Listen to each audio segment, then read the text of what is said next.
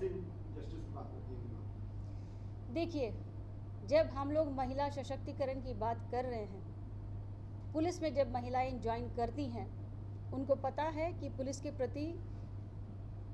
Police को public के प्रति क्या सेवा किया जाना है। हम लोग की प्राथमिकता ये रहेगी कि पुलिस को जो है पब्लिक के प्रति जो सेवा करना है उसको दिलाया जाए। इस तरह से उनकी भी आवाज़ सुनी जाती है महिलाओं की, और महिलाओं के द्वारा सुनी जाती है। ये एक सशक्तिकरण का एक पहल है। बाकी जो आधारभूत जो आप बता रहे सुविधा, वो उनको जैसे जैसे उपलब्ध होगा वैसे वैसे दिया जाएगा। I think we can conclude this. Specific cases का जब तक मैं स्पेसिफिक फाइल नहीं देखूंगी, उस कांड के बारे में मैं बता नहीं पाऊंगी। वो सब एक न्यायिक प्रक्रिया है, न्यायिक प्रक्रिया के अधीन सारी कार्रवाई की जाएगी। Thank you. बढ़ते कदम। बिहार पुलिस की स्थापना दिवस 2023 का यही हमारा उद्देश्य है, यही हमारा लक्ष्य है और यही हमारा सोच है। इसी सोच के अधीन हम चाहते हैं कि महिलाएं अपने विरुद्ध हो रहे अपराध, अत्याचार के संबंध में आगे बढ़ें और आकर हमें बताएं, और इसके समस्या के निदान के लिए हम लोग अपना कदम आगे बढ़ाएंगे। बिहार के हर थाने में हम लोग महिला हेल्प डेस्क की स्थापना कर रहे हैं, जहां पर महिला पुलिस पदाधिकारी और कर्मी पदस्थापित रहेंगे, ताकि महिलाएं निर्भीक होकर, निश्चिंत होकर, निर्भय होकर अपनी जो समस्याएं हैं वो बता सकेंगी। वर्ष 2011 में ही बिहार सरकार के द्वारा इसी सोच के तहत बिहार के हर डिस्ट्रिक्ट में एक महिला थाना का सृजन किया गया था। ये महिला पुलिस पदाधिकारी और कर्मियों द्वारा संचालित है, और इसके कारण महिलाएं बेहिचक होकर अपनी जो समस्याएं हैं वो महिलाओं को बताना शुरू की हैं। इसी तरह से वर्ष 2016 में बिहार पुलिस में महिलाओं की भागीदारी बढ़ाने के लिए महिलाओं के लिए 35% का आरक्षण भी किया गया। अब हम लोगों के यहाँ बिहार पुलिस में महिलाओं की भागीदारी बढ़ी है और ये थानों में भी अपना काम करने लगी हैं। इन लोगों की नियुक्ति एक सशक्तिकरण की और एक संकेत है। महिलाएं आ रही हैं पुलिस में, खुद सशक्त हो रही हैं और अन्य महिलाओं को भी सशक्त करने की वे पूरा कोशिश कर रही हैं। सशक्तिकरण की अगर बात करें तो आज बिहार में बदलते परिवेश में महिलाएं अपने घर से बाहर निकल रही हैं, अपनी उड़ान भर रही हैं। उड़ान भर रही हैं अच्छे शिक्षा की ओर, उड़ान भर रही हैं अच्छे रोज़गार की ओर, उड़ान भर रही हैं अपने एक उज्जवल भविष्य की ओर। जब भी महिलाएं अपने घर की दहलीज से बाहर निकलती हैं, उनको अवश्य ही बहुत सारे प्रताड़ना समस्याओं का सामना करना पड़ता है, जैसे रास्ते में, गलियों में छेड़छाड़। उसके बाद से क्या महिलाएं कितनी संख्या में आ रही हैं आपके पास अपनी समस्याओं को लेकर के? कितने मामलों का आपने निष्पादन किया है? महिला हेल्प में जो थाना है मैम, उसमें कितना एफआईआर दर्ज हुआ, कितना मामला निष्पादन है? देखिए, हर साल जो अगर हम लोग औसतन देखें तो 19 से 20 हज़ार के करीब पूरे राज्य में महिलाओं के विरुद्ध हो रहे अपराध दर्ज होते हैं। इसका निष्पादन भी होता है, लेकिन हम लोग आंकड़ों से नहीं हाँक के हम लोग इस तरह से इसको देख रहे हैं कि जैसे जैसे हम लोग अपना कदम उनकी तरफ बढ़ा रहे हैं, जैसे जैसे उनको लगता है कि हाँ हमारी गुहार सुनी जाएगी, उतनी ही महिलाएं आगे आ रही हैं। हम लोग चाहेंगे कि और भी अधिक संख्या में महिलाएं हम लोगों की तरफ आए और उनका हम लोग मदद करें। और जैसे मुझसे ये सवाल पूछा गया कि मैडम आपसे भी मिलने आते हैं, ज़रूर मिलने आते हैं। उसके कानूनी प्रक्रिया के अधीन जो भी उनको मदद चाहिए वो पूरी उनको पहुंचाई जाती है। देखिए, ये अपराध बढ़ने या घटने की बात नहीं है। जो मैंने आपको बताया है, औसतन 19 हज़ार के आसपास हम लोगों के अपराध जो है प्रतिवेदित होते हैं हर साल।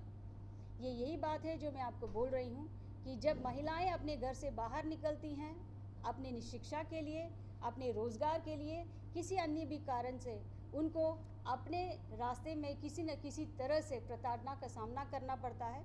लेकिन ये अच्छी बात है कि महिलाएं आवाज़ उठा रही हैं, वे आगे बढ़ रही हैं और अपना कांड प्रतिवेदित कर रही हैं। तो ये एक अच्छी बात है कि वो आगे आकर अपना समस्याएं बता रही हैं। मैम, ये कन्विक्शन रेट जो है वो मैं देखिए, जब भी कांड में हम लोग अपना अंतिम प्रतिवेदन समर्पित कर देते हैं, उसमें हम लोग डे 1 से अंत तक हम लोग उसको पूरा परस्यू करते हैं।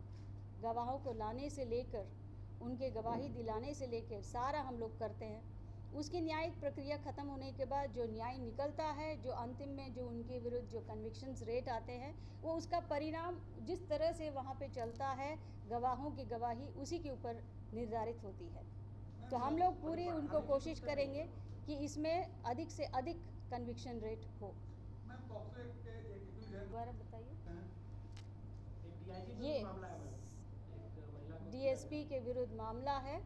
इसको हम लोग बहुत ही क्लोजली मॉनिटर कर रहे हैं। हाल फिलहाल में उनका जो है एंटिसिपेटरी बेल भी रिजेक्ट हुआ है। हम लोगों की कोशिश रहेगी कि उनकी अरेस्टिंग हो। लेकिन 4 साल हो गए। हम लोग पूरी कोशिश में लगे हुए हैं उनकी अरेस्टिंग में। मैम आप उसके आधार पर हम लोग अन्य थानों में भी महिला हेल्प डेस्क की स्थापना की कार्रवाई करेंगे। तो आज के दिन हम लोगों का ये जो सोच है, जो बिहार पुलिस दिवस के अवसर पर, कि महिलाएं अधिक से अधिक संख्या में आगे आएं, अपनी समस्याओं को बताएं और हम लोग उनको धैर्यपूर्वक सुने और उसका समाधान करें।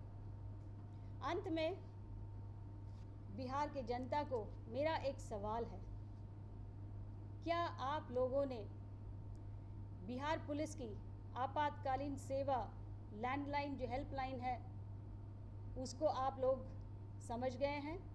आपातकालीन हेल्पलाइन है 112।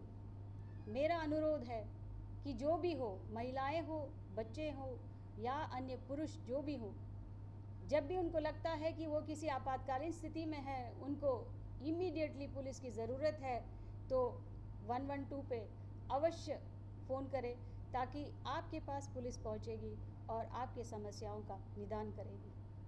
तो आज मैं इसी के साथ अपना ये वार्ता यहाँ पे समाप्त करूँगी कि महिलाओं के लिए जो हम लोग कार्यक्रम कर रहे हैं, इससे महिलाओं के लिए लाभ पहुँचे, वो लोग आगे बढ़े और हम लोग उनके समस्याओं का निदान कर सकें। बलात्कार जैसे अपराधों का भी सामना करना पड़ता है। घर के अंदर घरेलू हिंसा, दहेज प्रताड़ना जैसी समस्याओं का भी सामना करना पड़ता है। हाँ, ये बात सही है कि महिलाएं आगे बढ़ रही हैं, आ रही हैं, अपनी समस्याओं को निदान के लिए हमारे पास पहुंच रही हैं, लेकिन शायद अभी भी कुछ आवाज़ दबी हुई हैं। शायद किसी को अभी भी संकोच है कि वो कैसे अप्रोच करें, कैसे जाएं और कैसे अपनी समस्याएं बताएं। तो इसी की ओर एक कदम है जहां पर हर एक थाने में हम लोग महिला हेल्प डेस्क की स्थापना कर रहे हैं, जहां पर महिलाएं इन महिलाओं की बात, इनकी समस्याएं सुनेंगी। समस्याओं को सुनने के उपरांत वे उस पे जहाँ पे आवश्यक है प्राथमिकी दर्ज करेंगी, और जहाँ पर इनको लगता है कि उस समस्या का निदान किसी अन्य विभाग से समन्वय स्थापित करके वो कर सकती हैं, उस अन्य विभाग से समन्वय स्थापित करके उसका निदान भी वो करेंगी। जैसे पारिवारिक कलह होता है अपने परिवार में, तो उसमें पति पत्नी के बीच जो डिफरेंसेस हो जाते हैं, उसके लिए जब थाने पर पहुंचती हैं तो हम लोगों का सोच रहता है कि परिवार बनाए न कि बिगाड़े। इसके लिए हम लोग संपर्क करेंगे महिला विकास निगम से। वहाँ पर महिलाओं के लिए परामर्श का पूरा हम लोग सुविधा करवाएंगे। हम लोगों की कोशिश रहेगी कि परामर्श के द्वारा उनके जितनी भी समस्याएं हैं सुलझें और परिवार बनी रहे। इसी तरह से अन्य जो प्रॉब्लम्स महिलाएं लाती हैं, जिसका निदान किसी अन्य विभाग से हो सकता है, उसके लिए भी हम लोग अन्य विभाग से समन्वय और संपर्क स्थापित कर हम लोग कार्रवाई करेंगे। अभी वर्तमान में बिहार में 500 थानों में महिला हेल्प डेस्क की स्थापना की गई है। इस महिला हेल्प डेस्क का विधिवत उद्घाटन बिहार पुलिस दिवस 2023 के उपलक्ष्य में 26 फरवरी को माननीय मुख्यमंत्री महोदय द्वारा किया जाएगा। ये हमारा एक पहल जो महिलाओं की ओर बढ़ने के लिए, उनके प्रॉब्लम्स को दूर करने के लिए है। इस कार्रवाई से हम लोग भी कुछ सीखेंगे, हम लोग भी समझ पाएंगे कि इस प्रॉब्लम के निदान के लिए और क्या हो सकता है।